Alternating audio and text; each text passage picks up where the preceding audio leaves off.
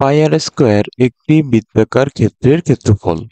এটি আমাদের সকলেরই জানা, কিন্তু বৃত্তের ক্ষেত্রফল পাই আর স্কোয়ারই কেন, সেটা নিয়েই আজ আলোচনা করব। একটি বৃত্তকে কয়েকটি ক্ষুদ্র অংশে বিভক্ত করি। প্রতিটি ক্ষুদ্র অংশকে একত্রিত করে দেখি এরা অনেকটাই একটি চতুর্ভুজের আকার ধারণ করে।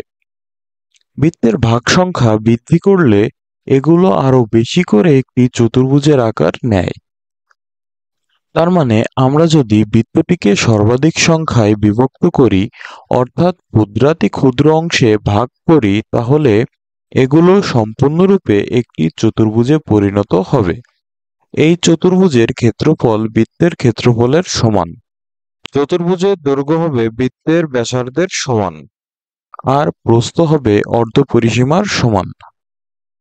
আমরা জানি বৃত্তের পরিধি 2π r, তার মানে প্রস্থের মান দাঁড়ায় পাই আর, অর্থাৎ চতুর্ভুজের ক্ষেত্রফল পাই আর স্কোয়ার, যেটি বৃত্তটিরও ক্ষেত্রফল।